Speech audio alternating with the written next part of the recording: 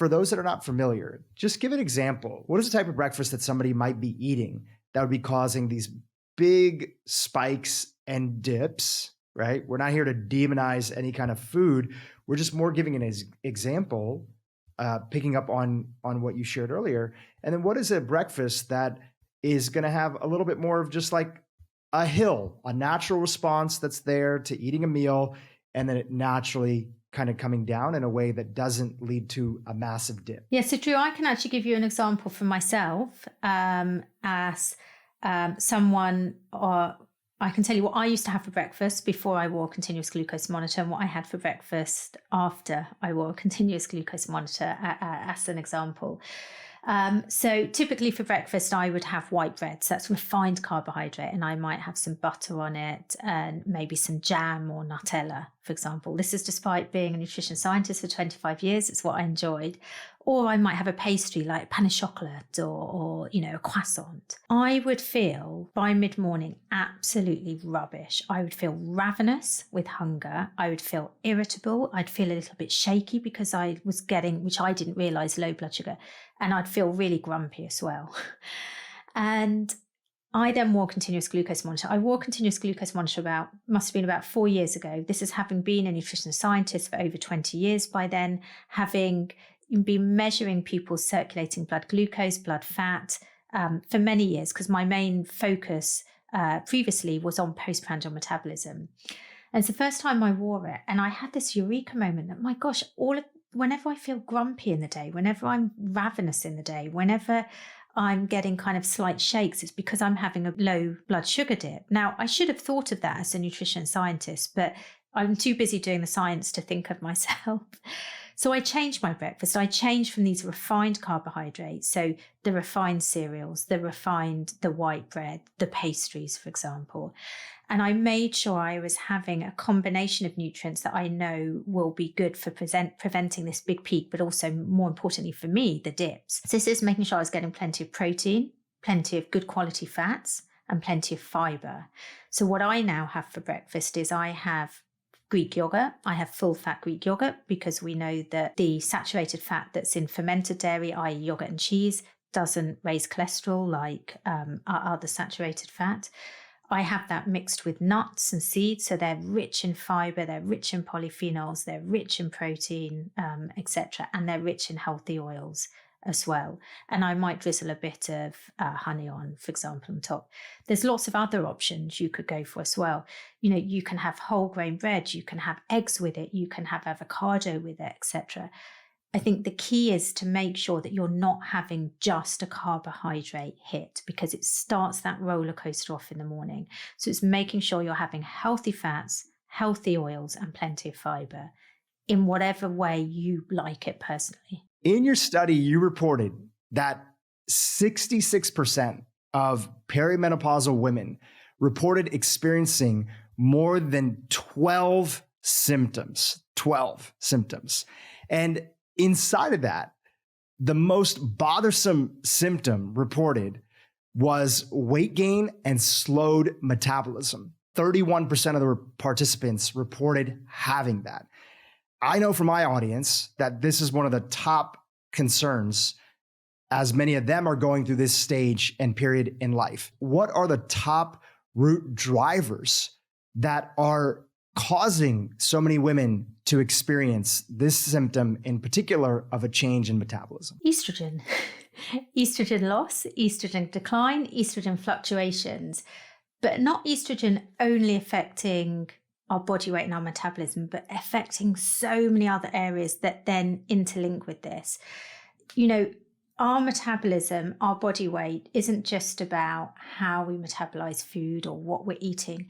It's so multifactorial and it's so interrelated to the other pillars of health. So our stress, our sleep, our physical activity, as well as what we eat. And we know that menopause impacts all of that.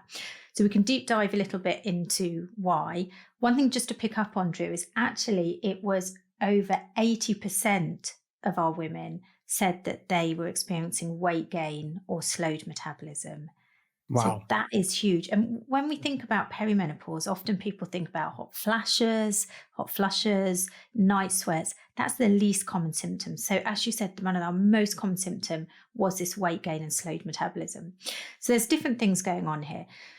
We need to step back and firstly think, well, what is the role of estrogen in our body? The role of estrogen is to impact a whole wide range of different processes, different physiological processes, different neurological processes in our body. We actually have estrogen receptors over nearly every single cell in our body, nearly. So estrogen impacts so many different processes in our body. And this is why when you go through the menopause transition, which involves the loss of estrogen, then you have such wide-reaching impacts across your body.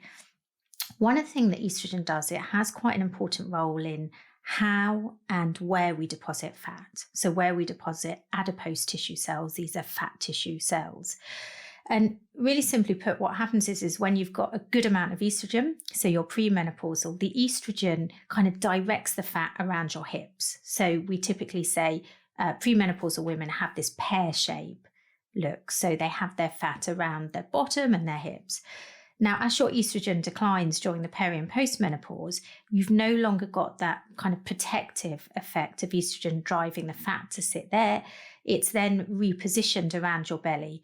What we know is that a fat around the belly, which we call visceral fat, and we call it visceral adiposity if you have, too much fat around the belly. We know that that's associated with really unfavorable metabolic effects. It's involved with inflammation. It's involved in insulin resistance, etc. It's metabolically very active, but in a quite harmful way. And we actually know that postmenopausal and perimenopausal women are 5 times more likely to have that central visceral adiposity, so that fat around the belly, compared to premenopausal women. So that's one thing that's happening. But what we also know is, in addition to that, estrogen's impacting lots of other areas. It's impacting our brain. So it's impacting our perception of hunger and fullness. And there's some evidence now emerging that actually food that would have kept us full when we were premenopausal isn't keeping us quite so full now, because it's impacting our hunger. This is new area of research. We don't know conclusively yet, but it's quite interesting what's coming out regarding that. And we hear anecdotally people say this. I'm 47, I'm perimenopausal. Lots of my friends are talking about this. They say, oh, but I'm eating exactly what I used to eat, but I'm still hungry all the time. It's changing our perception. We've then got the fact that most, and again, we see 85% of women have sleep disturbances if they're perimenopausal. So you've got people not sleeping well. When you don't sleep well, we know that the reward centers in your brain are heightened. So what happens is the next day after you've had a bad night's sleep, your brain needs a quick fix. It needs a dopamine hit. And so it's driving you to go and select foods that we know aren't very healthy, the refined carbohydrates, the pastries, the white bread, etc. And then what we also know is that if you've had a bad night's sleep, your blood glucose response following a bad night's sleep is more unfavorable compared to if you've had a good night's sleep. So that just shows how you've got all of these different things kind of intersecting. And then you've got things like anxiety, depression, low mood. Now, I don't know about you, Dhru, but when I'm feeling fed up, the last thing I want to do is exercise. The last thing I want to do is think about eating a really healthy diet or not having that glass of red wine in the evening. So you've got like this perfect storm of symptoms, lack of sleep, the estrogen driving your fat tissues to be in different areas. And all of this culminates in weight gain. And all of this culminates in different ways in how you metabolize food and your metabolism. Incredible.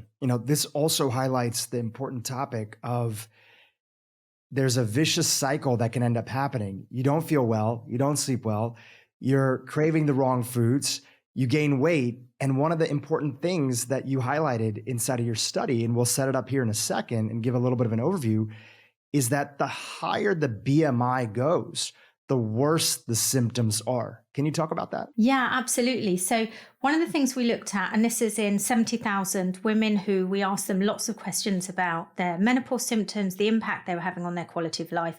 And then we also collected lots of health data. So we collected data on their microbiome, their blood glucose responses to food, their BMI, their health history, etc. And then we looked at how do people's symptoms differ according to lots of these other factors. And what we found was that people, as their BMI increased, so as their body mass index, so they would be predicted to therefore have more adipose tissue, more fat tissue. As that increased, their menopause symptoms got worse. And it was kind of in a stepwise progression. So every time their BMI went up by a few points, so did their menopause symptoms go up. But this is what's really challenging. You know, ask a peri or postmenopausal overweight woman will just go and lose weight and she'll probably throw her coffee at you. So because it's so challenging. So you're in this kind of vicious cycle where the living with obesity or living with being overweight is making your symptoms worse. Those symptoms for most people are then going to make it harder for people to lose weight.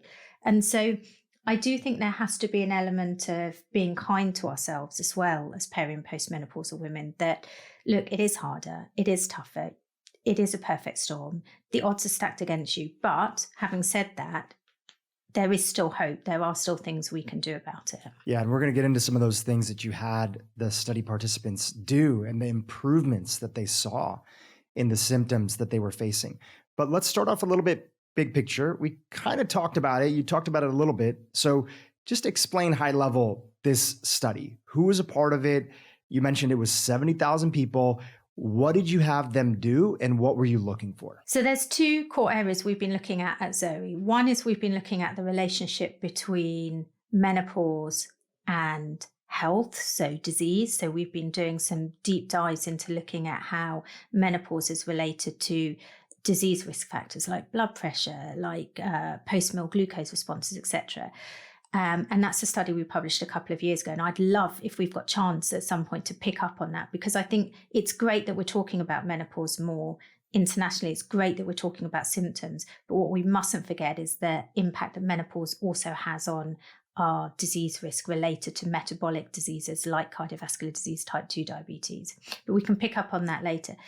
The main research that we've published recently over the last few weeks is some research that we have been collecting data on for about 3 years, where we've been asking women at a given point in time, what are your menopause symptoms? And then taking lots and lots of other measures. This is part of our Zoe Predict study, and this is a huge cohort of individuals. We have 200,000 individuals in total, some of whom we're following over a period of time.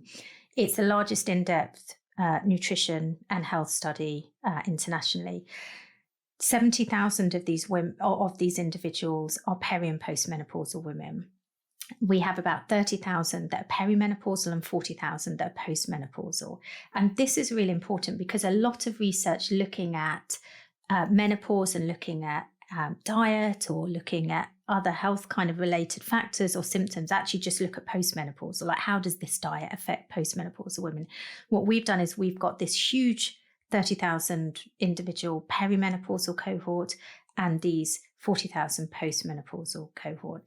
And this is important because we know that the menopause transition period, i.e. when you're going from pre to postmenopausal, is a really important time, particularly in terms of symptoms.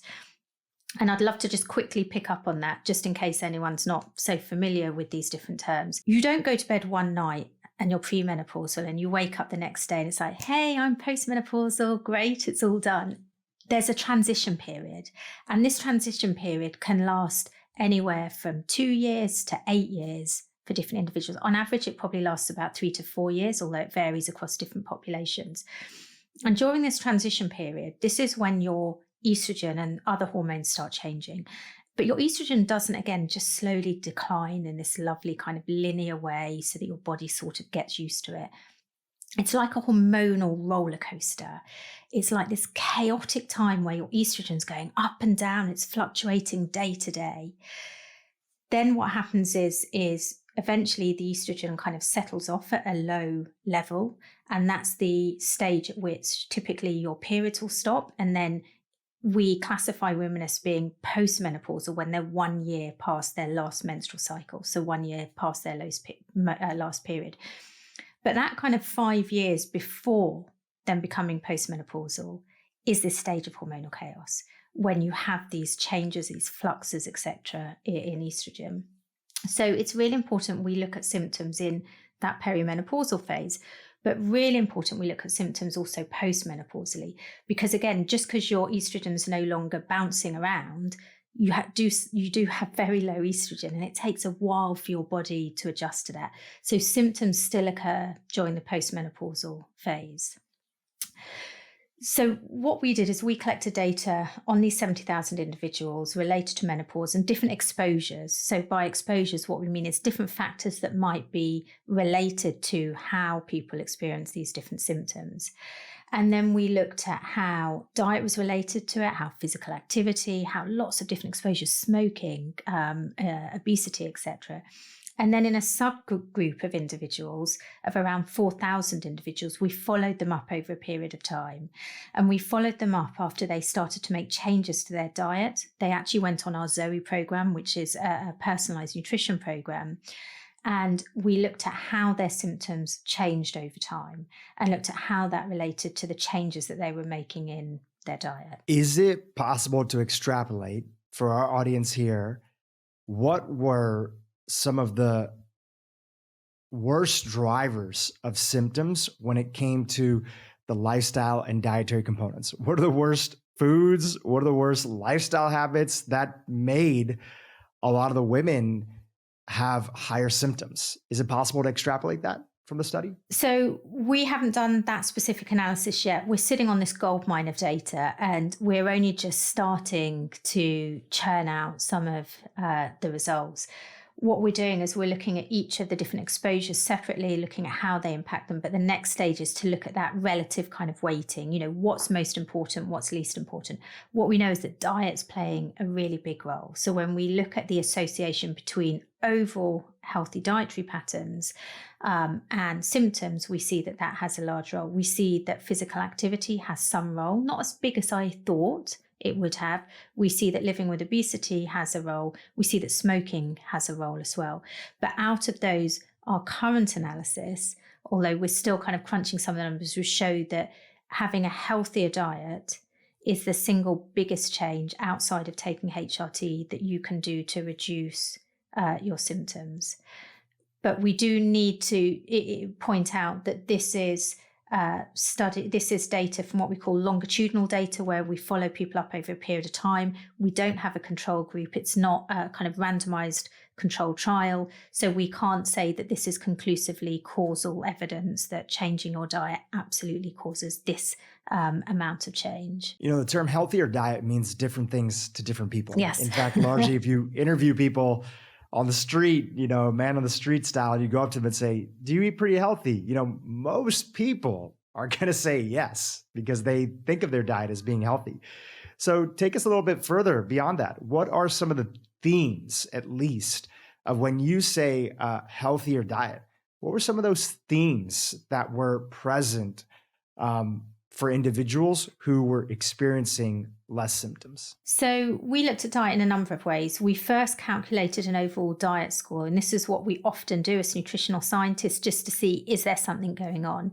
And there's different diet scores out there. There's scores like the Mediterranean diet score, there's scores like the PDI, which is the Plant Dietary Index score, and there's a score called the HEI, the Healthy Eating Index, which is basically a measure of how well we're adhering to kind of dietary guidelines, for example, in the US. So we looked at a few different scores. They're all kind of the same in terms of that they are roughly encouraging, very much high fiber, plant-based, whole foods, low in ultra-processed foods, low in refined carbohydrates in general. And what we found was that for every few point increase in these diet scores, you were seeing a reduction in symptoms. Now, some of the symptoms were reduced to a greater extent than other symptoms. So there's some symptoms that diet seem to have a bigger impact. So particularly the psychological symptoms, diet seem to have the biggest impact. So these symptoms are, for example, the mood swings, the irritability, the anxiety, as well as some of the other cognitive conditions like memory loss. And now I'm forgetting. Every time I say the word memory loss, my memory loss part of my brain comes in. But that's where we seem to have the biggest impact from improving diet.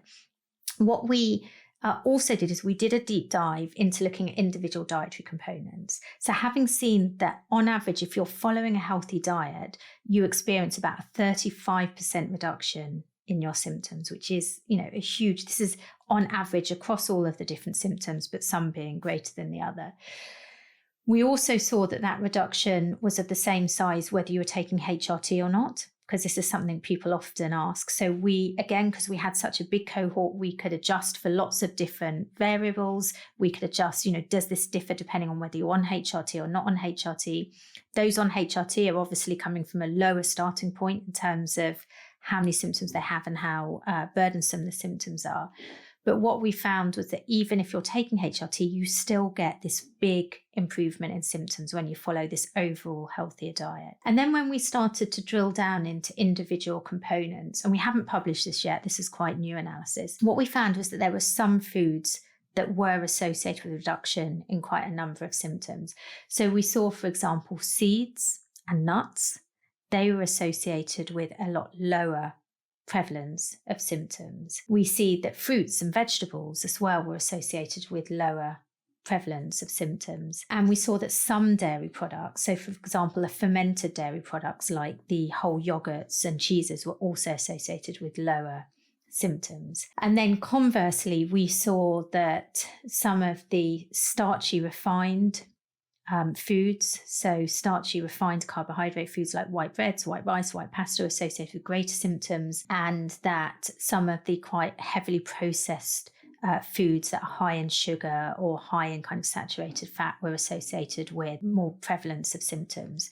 So nothing kind of surprising in terms of it's kind of just going in the direction of a healthier dietary pattern. The strongest association was the seeds and the nuts, which I think is really interesting. But I wouldn't say there was a silver bullet as such that came out. But we're still crunching some of the numbers. This isn't published yet, this data. That's fantastic. You guys have created something called the menos scale. I just want to have you explain it. And what is it that you're trying to find out by having people figure out where they stand on the scale? Yeah, so having done all of this work, looking at how many symptoms people had and the impact that they had on their quality of life, we started to learn what was really important, what were the most troublesome symptoms. And we started to also reflect and look at what questionnaires are out there. The questionnaires that are out there are developed in the 70s, for example, so they're 30, 50 years old. They're using quite what I think is inaccessible language. I mean, they ask questions like, what is your excitability levels? Now, as a female, if I was asked that, I would probably want to punch my GP, my doctor, for asking me that. They were developed at a time where things were very different for women. And so what we wanted to do is we wanted to develop a questionnaire that was informed by our science, that covered the most prevalent symptoms, that was user-friendly, that used modern language, but that also assessed the impact that the symptoms were having on their quality of life. And so we developed this questionnaire, and it's got 20 questions. These are what we find are the most common symptoms. So 20 different symptoms that we ask about. And then for each symptom, people tell us from a scale of 0 to 5 how much it impacts their quality of life. And then out of that, they get a score of 100, because you've got the 20 symptoms and the grading of 5. And that grading of 5, I think, is really important, because rather than just adding up the number of symptoms, because you could kind of have an endless number of symptoms, there's, because the estrogen affects so much, as I said earlier, of our body, it's important to recognize what's the overall burden that menopause is having on you. And that's what that scale of 0 to 100 gives to us. And so, for example, if you're having really problematic sleep issues, because of the menopause, that can affect everything. The next day can affect what you're eating, how much physical activity, your mood, your anxiety, your interactions with other people, your work, for example. If, however, you're experiencing problems with your hair and skin, which is a very common symptom, it's unlikely, probably for most people, to have the same level of impact on your quality of life as just not sleeping due to menopause. So that's why we wanted to specifically look at what's the overall impact it has on your quality of life. So the menos scale calculator gives you a score out of 100. It's available online. It's free to access for everyone. And what's really important is it allows you to track your symptoms. And I think this is key because there's nothing out there that people can quickly access that returns a number that allows them to track their symptoms. And so, again, when I think back to my own experience, a couple of years ago when I started on the perimenopausal transition, I went to see my family doctor and they said, right, before you start taking HRT, track your symptoms, then we'll start you on HRT, then you track your symptoms. There was no way of tracking it. They told me I could go and look at this green scale, which asks me all of these, what I think, using these outdated language. On a piece of paper, I was having to write down how I was feeling. The bit of paper got lost in my kids' homework or something, or somewhere at some point. And so the purpose of this is to create something that allows women to track in a consistent way by asking the same questions and as frequently as they want to. So what it means is it enables women to be able to work out what works for them. So if they're put on HRT, so hormone replacement therapy, they can track to say, okay, is it helping? If they decide to make a dietary change, what's helping? Is it helping? How much is it helping? And because they're getting this score out of 100, what we also play back to individuals is how their score compares to an average person of their age, and depending on whether they're on HRT or not. And then we also play back other information about what their most common symptoms are and how that compares to the general population. So by completing this menos scale, women can be empowered to understand how menopause is impacting them and if any changes they're making are helping. There's also a consent box to tick when they do it to say that if they're happy to, they can share the data back with scientists, i.e. me and my team. So there's a kind of double benefit that they also become a community scientist because they share their data back with us, which enables us to learn more so that we can look at how does symptoms differ according to where you live or according to your ethnicity, areas that just haven't or been looked at before. Zooming out from this study for a second, I want to get your thoughts on a couple of associated and related topics. Yeah. One of them being that there's a huge focus and emphasis on protecting lean muscle mass as we age. In particular, a lot of the top experts in this space and field of menopause are talking about how important it is to preserve lean muscle mass, not just to protect yourself from a fall and avoid a hip fracture in the future if you can, but also because muscle is so good at using that free-floating glucose inside of the body. It has that protective element for our metabolism, our blood sugar, our metabolic health. I want to get your opinion and your thoughts on this. Is that something that you talk to your customers about at Zoe, or the people that you educate, or the podcast that you do? What are your thoughts on the topic of focusing on and preserving lean mass? I'd like to caveat with, I'm not an expert in lean muscle mass area. I'm very quick, Dhru, to point out what I'm not an expert in rather than what I am an expert in. From what we have researched and what I know, I would totally agree with you that it's such an important age as you enter perimenopause and postmenopause. It's such an important age to maintain muscle mass. It's such an important age to be doing weight-bearing exercises to maintain bone mineral density, because we know that also reduces during the menopause. And maintaining muscle mass is important, in my opinion, for peri and postmenopausal women for a number of reasons, some of those that you've mentioned, but also to maintain insulin sensitivity.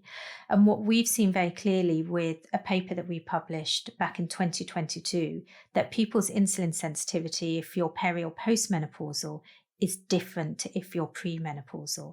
And so the more you can maintain your muscle mass, the more insulin sensitive you might be able to maintain. And we looked at people's post-meal sugar responses. So we looked at what I call the postprandial glycemic response. So this is the circulating level of glucose after having a meal in that kind of 2 to 3 hours after you have a meal.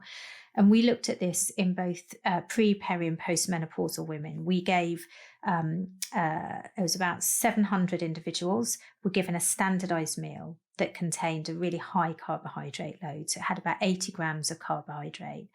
And then we measured over the next 4 hours how their blood glucose changed in response to that meal. And what we found is that the peri and the postmenopausal women had a lot higher blood glucose response to that standardized meal compared to the premenopausal women. Now, we do expect insulin sensitivity and muscle mass to change anyway as part of aging. And because we know that menopause is an age-related event, what we wanted to do is think, okay, is there a way that we can see, is this due to age or is it due to estrogen? Is it due to the menopause? So because we had quite a large cohort, we were able to take a subgroup of individuals and we were able to age match them.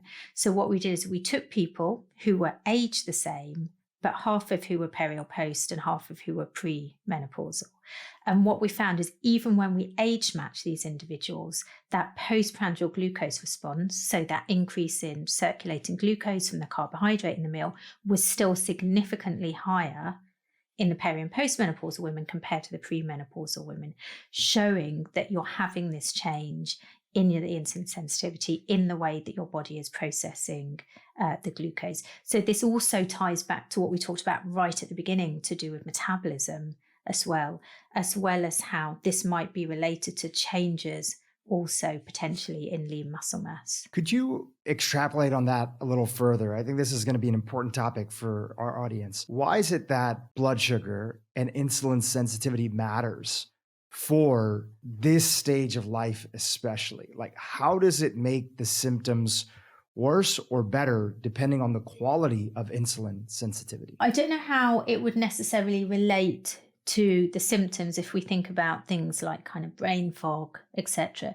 We know that if you have very exaggerated, repeated, excessive excursions, so I mean increases and decreases in blood glucose, that's related to all various kind of health outcomes. So we know that if your blood glucose is elevated consistently and also, you have these huge peaks and troughs, we know that that is related over a long period of time to increased risk of type 2 diabetes, obesity, and cardiovascular disease. We also know if you have big dips in your blood glucose, and we've looked at this in peri and postmenopausal women, and we see that about 25% of them have these dips 2 to 4 hours after consuming carbohydrate-rich meal. We know that if you have a dip, or what we call a dipper, that drives greater hunger, greater energy intake. So people who are dippers tend to eat about 200 to 300 more calories over a day than people who aren't dippers. So that just shows how your blood glucose is controlling things like your hunger levels. We see that dippers have less energy, they feel less alert, etc.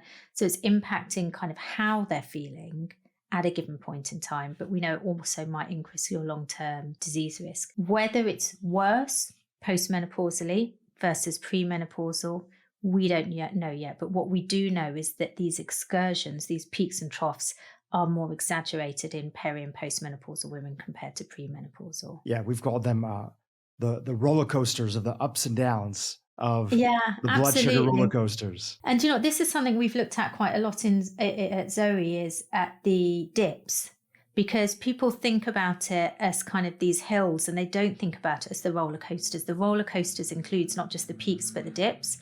And we've done quite a lot of work looking at who has dips, how big are the dips, how do they relate to how we're feeling, our hunger, our energy, our mood. And also, does it vary day to day? And so we've got some really interesting data that we've just recently published showing that if you have a breakfast, for example, that causes you to have a dip that day, so you have your breakfast, it causes a dip about 2 hours after the breakfast, you will go on to eat about 100 to 200 more calories that day than if the next day you select a breakfast that doesn't cause the dip. So in simple terms, going back to what you said, if you can prevent the roller coaster, so you can just go on a nice car ride on some undulating hills rather than having this roller coaster, then you can reduce your energy intake potentially, as well as hopefully, impact other health aspects.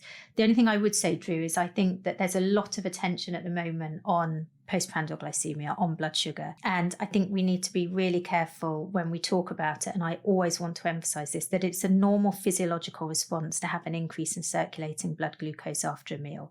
We don't want to flatline. We don't need to be hyper-focused on it.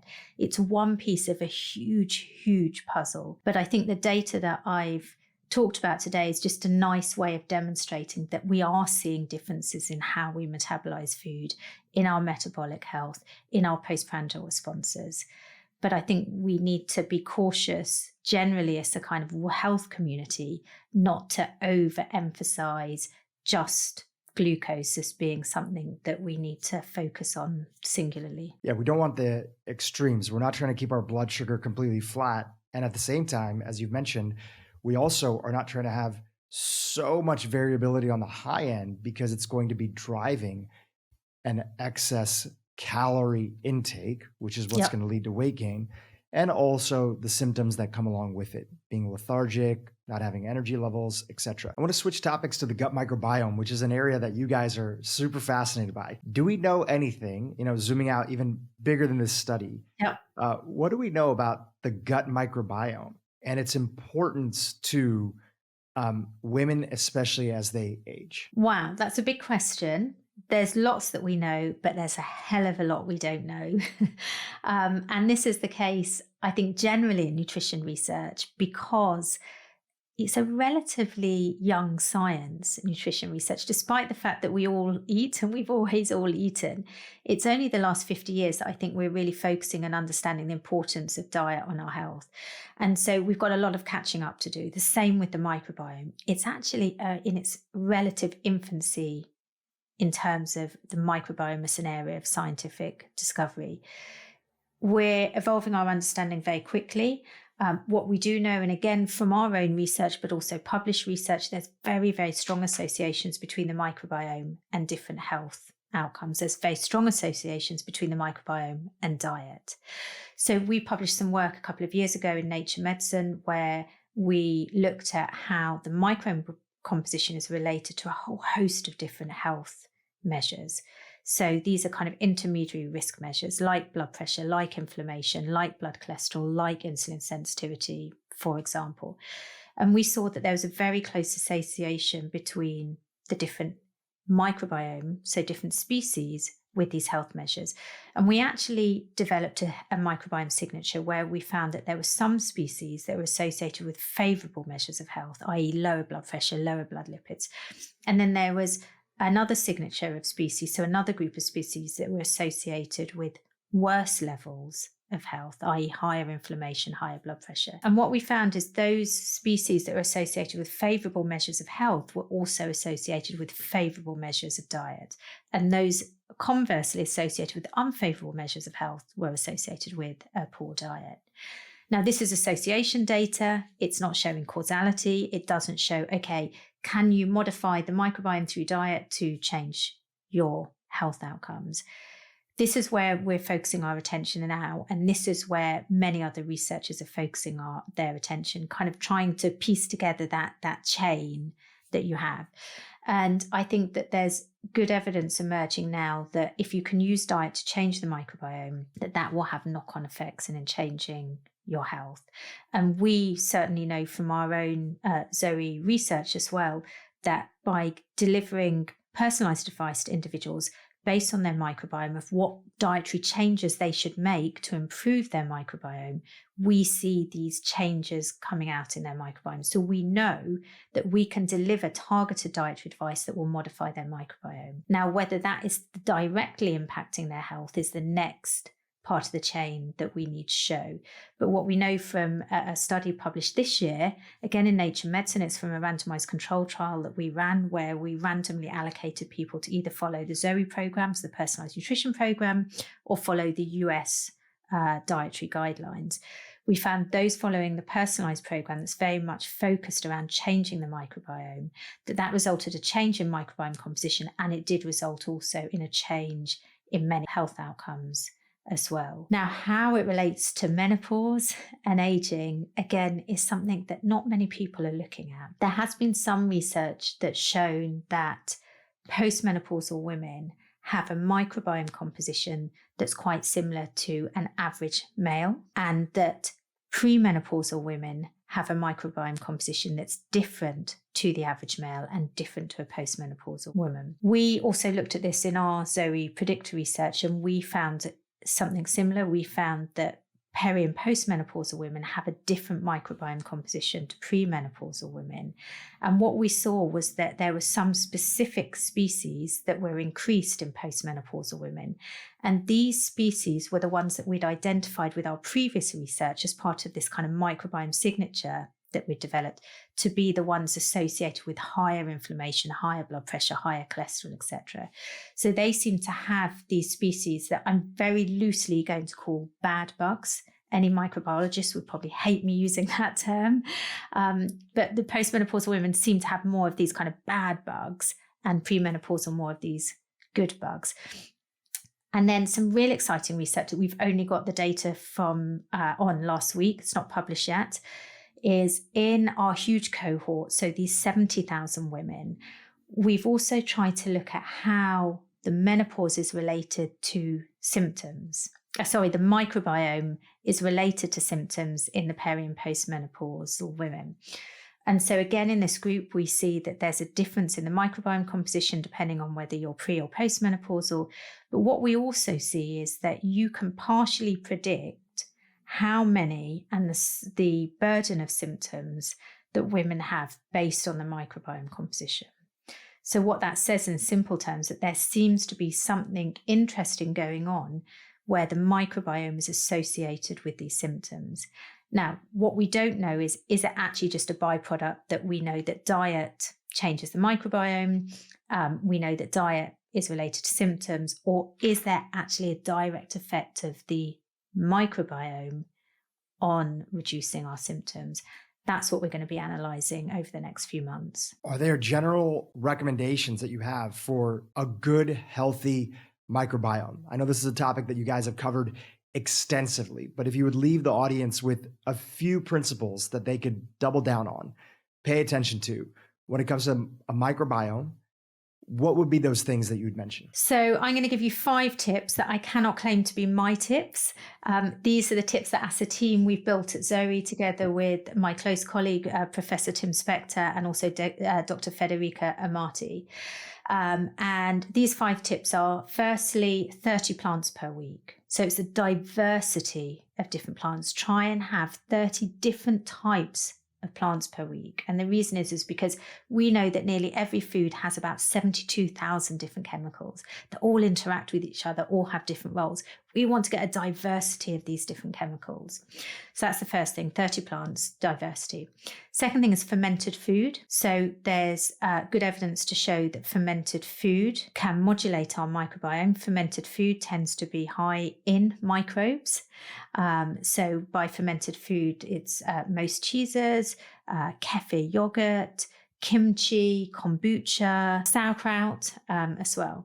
So trying to get some fermented food if you can each day. Great way is, a bit of kefir yogurt if you like that, or having some fermented cheese. Third thing is eat the rainbow. This kind of feeds a little bit into that 30 and diversity, but try and make sure when you're getting a diversity, you're getting lots of different colors. And the reason is because the pigmentation in plant-based foods carries lots of wonderful attributes. So many of the bioactives, as we call them, so the chemicals in foods that we know have wonderful biological properties in improving our health, are coloured.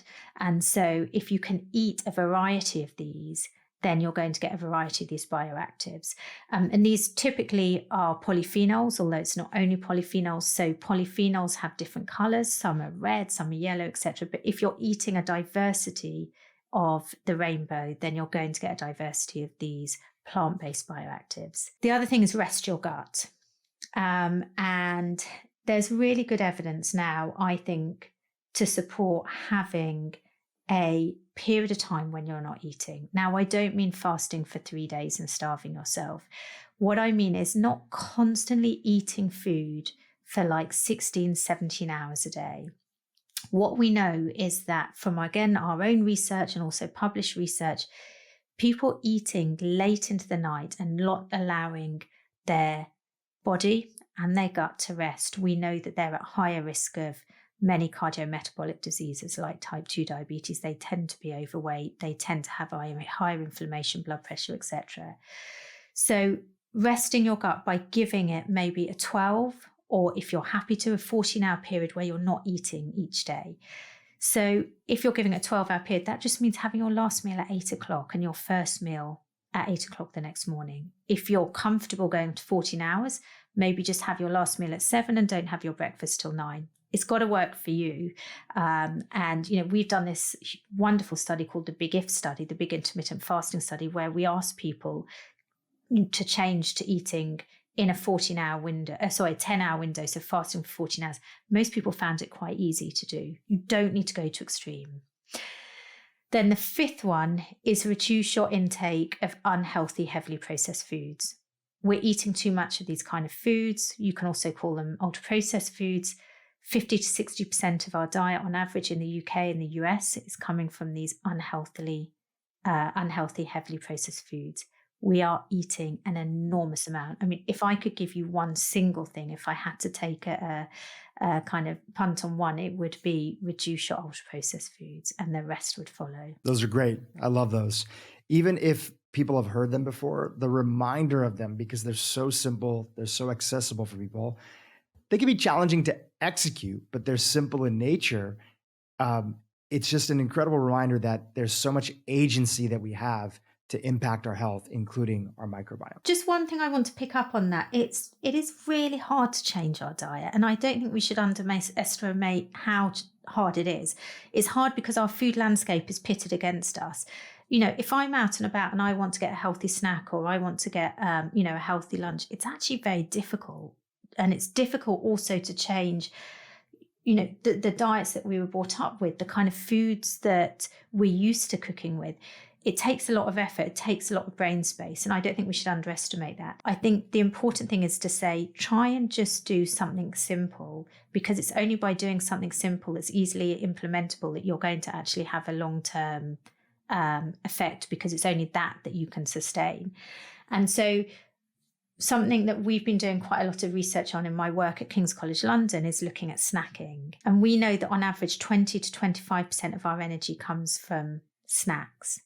So they are a simple, single strategy that we can implement to improve our health.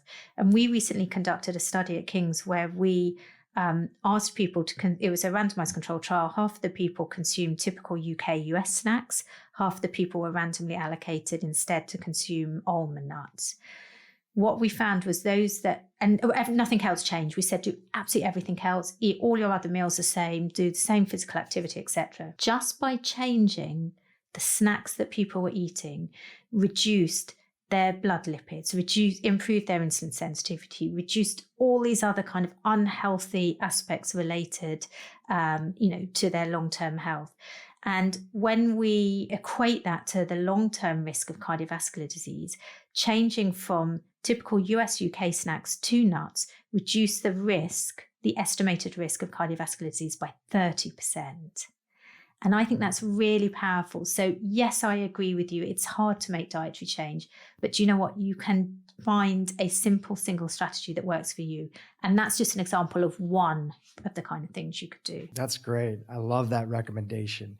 Yeah, when you think about people switching out a bag of chips, which can easily be thousands of calories, like so many people don't realize that a serving of chips is not what they're eating. They're eating, 5 servings of chips when they're going Yeah. for a bag.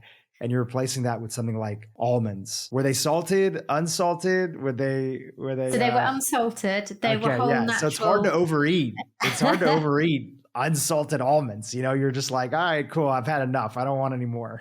But we energy matched. So it was a Okay. proper controlled trial. So both groups had exact 20% of their energy either from these pre-provided snacks to represent the typical US and UK snack, or 20% from almonds, and they were asked to eat them all. And so if they were starting to feel full, then they adjusted what they ate at their next meal, i.e. whatever their main meal or lunch was, for example.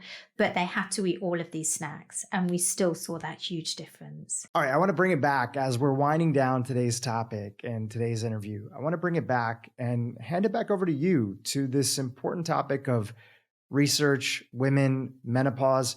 We're going through a period of time where we have a lot of people speaking up who previously weren't finding a platform. And I think social media has been a big part of that. You guys and podcasting has been a big part of that. This largely underserved community of women that were going through these stages of life, perimenopause, menopause, postmenopause, they're finally feeling like they're being heard and it's being talked about, which is a beautiful thing. That being said, are there still areas that you feel that are low-hanging fruits that women and the men that love them and the researchers that are working on this, are there low-hanging fruits that we're still not tackling in this conversation of how to support women going through these stages of life? Are there things, trends in health, nutrition, wellness that we are sort of missing some of the basics that have to be addressed? Do you feel that a lot more women would be better served if more practitioners had appropriate levels of education of how and who should be administered hormone replacement therapy? I think that many practitioners need to get better training in the menopause, in diet. In the UK, our family physicians will have a matter of less than 10 hours of training in diet, in nutrition. They have apparently, as I've heard, it might have changed recently, 2 to 3 hours on the menopause. So I think firstly, they need to be better trained in understanding the menopause. I think that unless a woman is going through it or is being very conscious in trying to teach themselves about it, then I don't think that it's easy to really understand what an individual experiences. So whether it's your physician or whether it's your husband, your partner, your friends, I think there needs to be a greater understanding of just how much it does impact women. In terms of hormone replacement therapy, I'm not a medical doctor. I'm a research doctor, so it's really important I caveat that. I can tell you what I believe based on the evidence that's out there. And I believe that the evidence for hormone replacement therapy, if delivered transdermally, so using like the gel or patches, if given at least within 10 years or even 5 years of people becoming menopausal, but preferably starting at the first stages of perimenopause, that there are benefits in terms of symptoms. We know that. That's, I think, irrefutable. Everyone differs in terms of how effective the hormone replacement therapy is. Some people have huge benefits, some people don't have a huge benefit, but on average, people will benefit.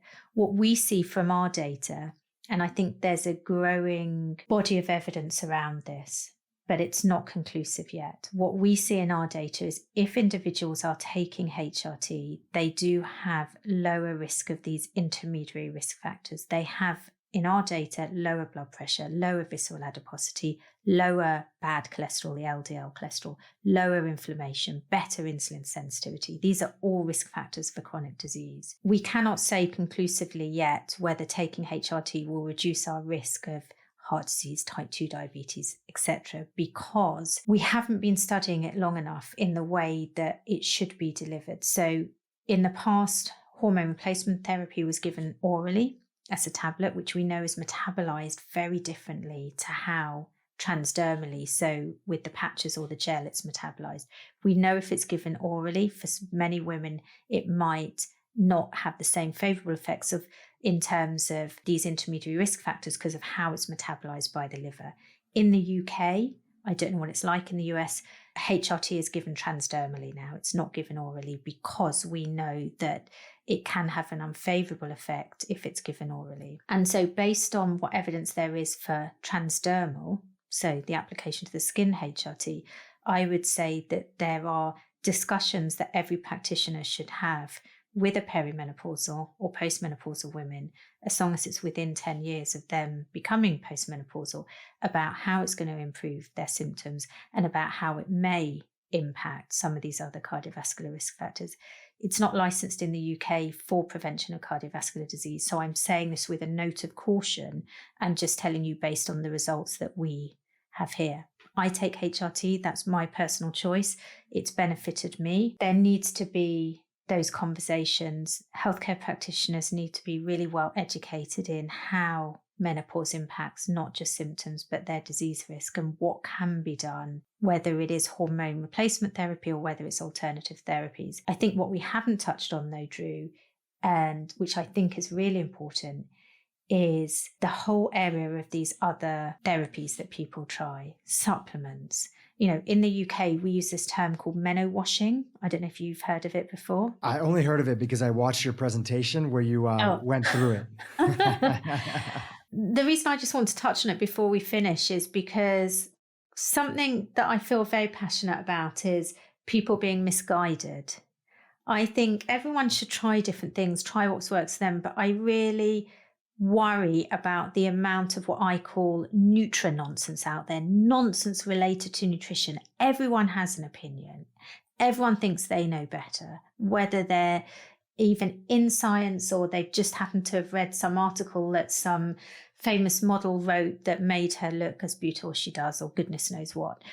Everyone has an opinion. And because of this, there is so much nutri-nonsense out there and people are being misguided. And the menopause, given that it's a huge market now, it's a multi-billion-pound dollar market. I worry and I don't want people to be taken advantage of. And I think this is what people need to be mindful of.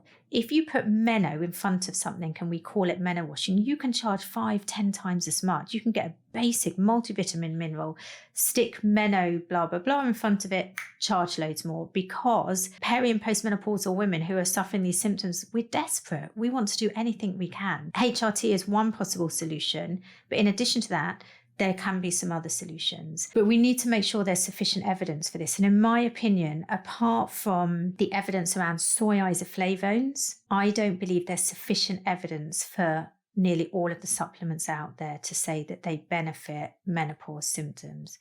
What I will say though, Dhru, and I think this is really important, we all respond so differently to everything. And it might be that something is working for your best friend and they feel amazing. Well, great. If they can afford it, go buy it if it's making them feel great. But it might not work for you. And I think it's to be really open-minded that just because it works for one person doesn't necessarily mean it's going to work for you. And to be a little bit careful about some of the claims that are out there related to some of these supplements. If I was to recommend a supplement, the only supplement I'd recommend would be soy isoflavones. These are chemicals that are found in soy-based products. They have estrogen-like properties because the structure of these chemicals is similar to estrogen. So they bind to our estrogen receptors. So what we know is populations like China and Japan who have a really high intake of soy isoflavones, they have a lower symptom burden. They have a lower prevalence of symptoms. What we do know, though, is the type of soy isoflavone and the amount is really important. And my colleague, Professor Wendy Hall, has done some great analysis on this where she's looked at all of the different studies. And what we know is that there's a particular type of soy isoflavone called genistein, and that if your supplement has genistein at or above 15 milligrams per day, that's where we seem to see a consistent beneficial effect. If, however, it has a lower amount than that, it's unlikely for the majority of people to have a big effect. And then there's one last really interesting element to this. We know that also how you respond to soy isoflavones differs from one person to the other. And this is where the microbiome comes in and I think is really exciting.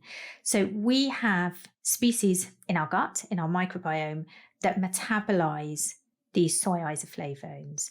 And they can metabolize them to a really active form that binds really strongly to the receptors.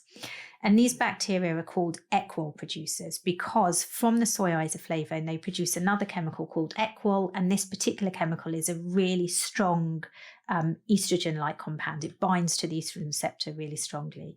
What we know is if you're an equol producer, so if you metabolize the soy isoflavones to equol and you're supplemented with soy isoflavones, you have a 75% greater reduction in symptoms than if you're not an equol producer.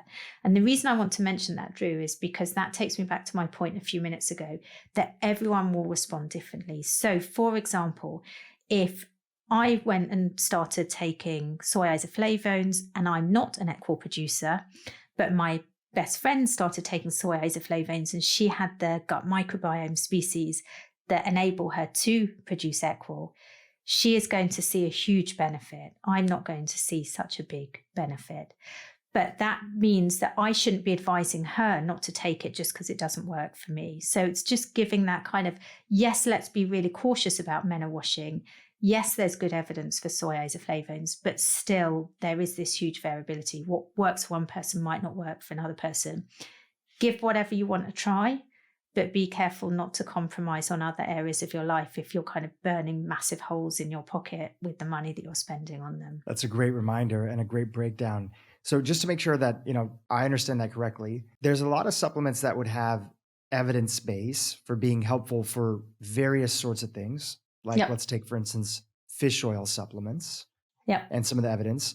What you're specifically talking about, though, is when people make claims or companies make claims that this particular supplement is going to be helping symptoms of menopause. That's where people should be extremely skeptical and really ask for the data, or you, a top nutrition scientist, are saying you're not aware of any other supplements that are out there besides these soy isoflavones, so that they should be just super cautious because they might be being taken advantage of. Is that what I'm hearing? Absolutely. And you know what? There's hundreds of studies, actually, randomized controlled trials looking at different supplements. Some show that there is a benefit from this particular supplement. Some show there isn't a benefit. The weight of the evidence, apart from soy isoflavones, I think shows specifically for menopause symptoms, there is no strong evidence to show any particular supplement is really beneficial. And whilst you're absolutely right, there will be benefits to many of these supplements for other areas of people's life, like fish oil. There's great benefits in terms of inflammation, in terms of cardiovascular disease, etc. So yes, that would benefit postmenopausal women at a time that they're increased risk of that. But in terms of symptoms, i.e., preventing the weight gain or reducing the sleep problems, etc. I don't think there's strong enough evidence for many of these, but you can try and see how you get on, but just be careful spending 10 times as much just because it's got meno on the label. You know what? I was in our local supermarket last week, and there's a whole area for menopause skincare and hair care. I mean, it blows my mind that, and it's a hell of a lot more expensive than the normal skincare or hair care. Yes, we know skin and hair changes in menopause, but how we can be marketing an entirely different skin product on it. It's just, I might be missing something really obvious here, but it blows my mind that people, I almost feel being tricked into spending twice as much because it's got the meno in front of it. So save your money, people. Save it for gym membership.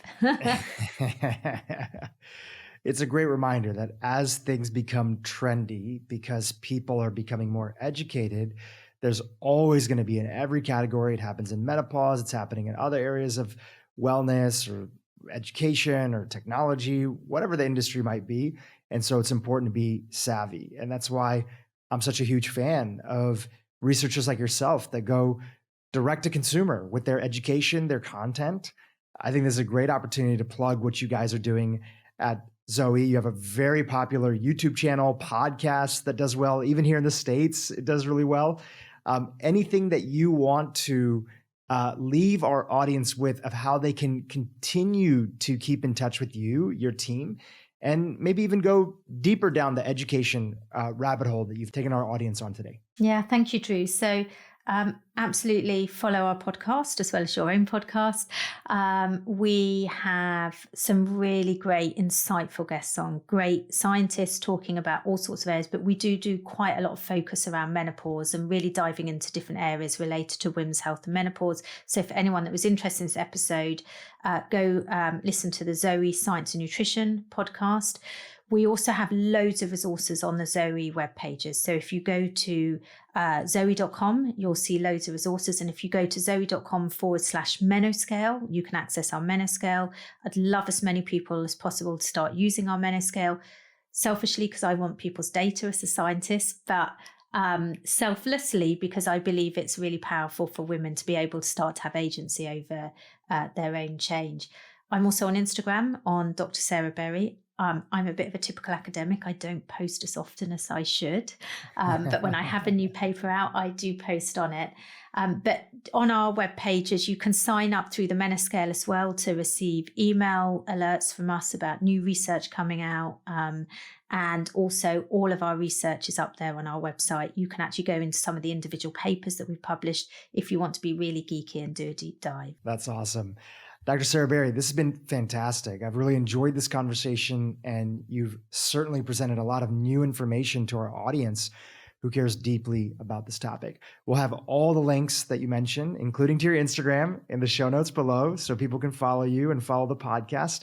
Thank you so much for being with us on the podcast today. It really means a lot. Oh, thank you, Dhru. It's been lovely to chat to you and great to share to your audience our research. So thank you. Hey, YouTube, if you enjoyed what you just saw, keep watching for more great content on how to improve your brain and your life. Women who have less than 25 grams of added sugars in their diet per day have less visceral fat, have less inflammation. You know, all that stuff is measurable.